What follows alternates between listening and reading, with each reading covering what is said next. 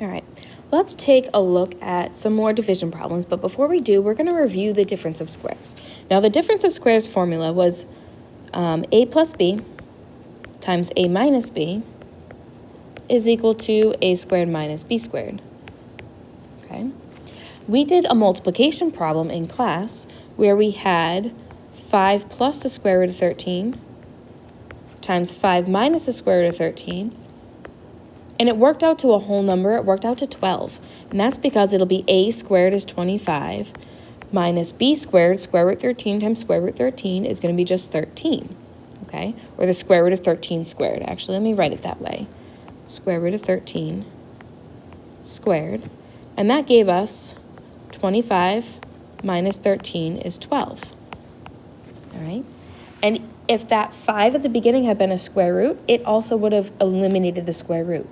The beauty of difference of squares is it gets rid of the two middle terms, the AB, and in this case the negative AB, and they cancel off.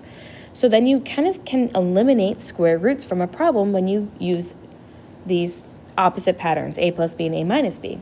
Well, there's a special name for this pattern, okay? It's called a conjugate, okay? Conjugate. So let's talk about this scenario that we're going to get into.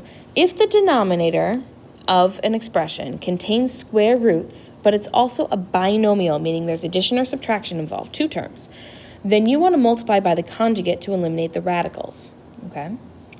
So how do we identify a conjugate? Conjugate pairs are A plus B and A minus B. A plus B and A minus B. These are conjugate pairs right here, okay?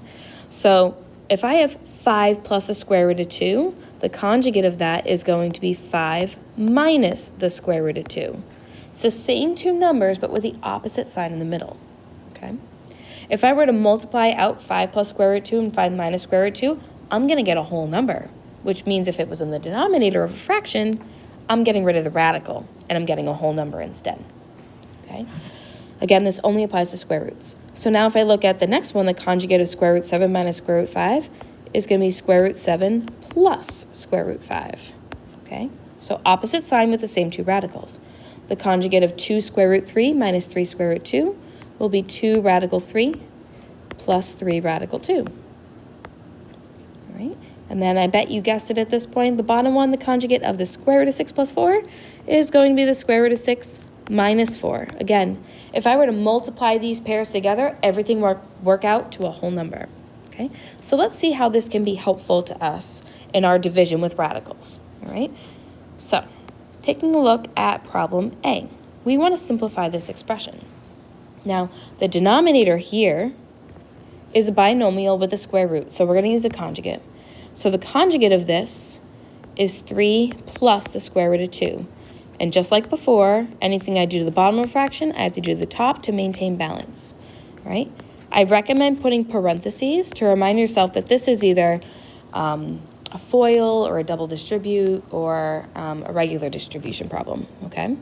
So up top, what I'm going to do is I'm going to distribute the square root 2. So that's going to give me 3 square root of 2 plus square root 2 times square root 2 is square root 4, or just a plain old 2. Now in the bottom, technically I'm going to FOIL, okay? And I'm only going to FOIL once, and then I'm going to show you a shortcut. So off on the side, I'm going to show you what the full multiplication looks like. I know first times first is 9.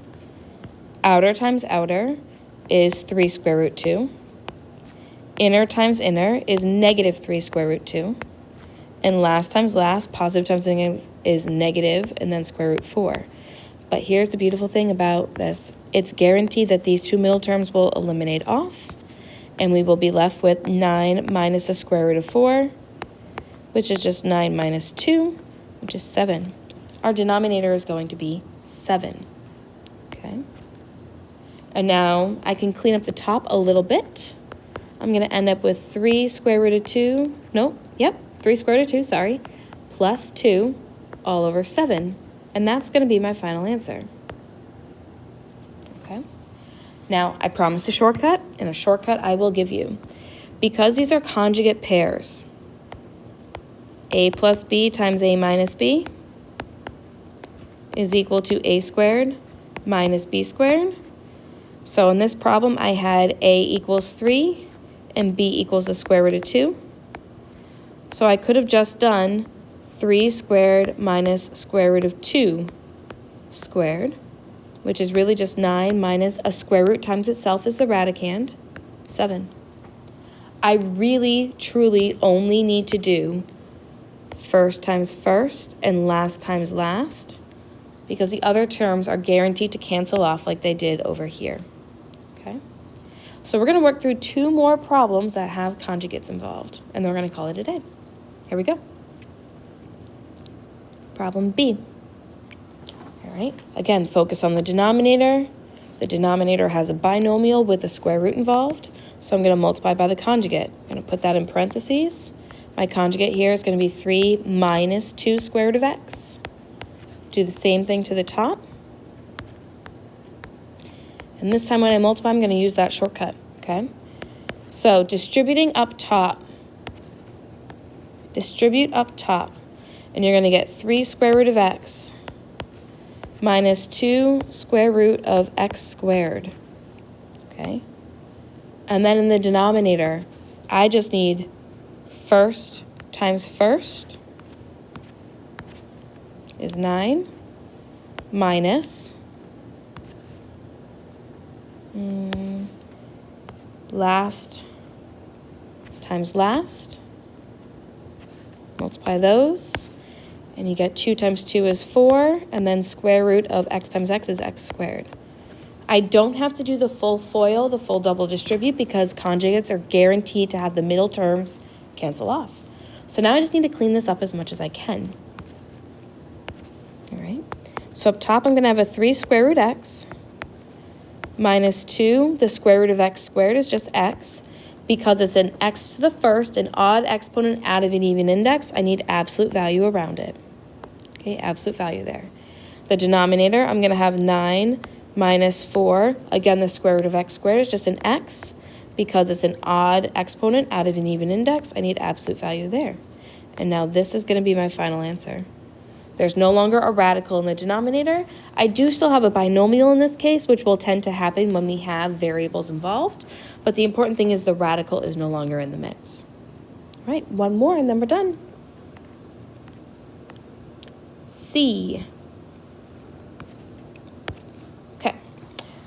This time I have a binomial on the top and the bottom. Again, the top is not my area of concern, the denominator is. So I'm going to multiply by the conjugate of the denominator, 2 plus square root 3.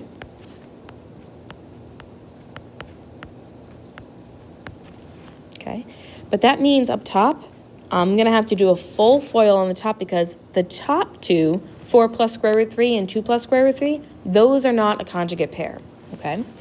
So I'm going to do a full FOIL on the top. Let's do the denominator first. First times first, 2 times 2 is 4, minus square root 3 times square root 3 is square root 9, which is just going to be a 3, okay? We'll come back to that. Up top, first times first is 8. Outer terms get multiplied to give me 4 square root of 3.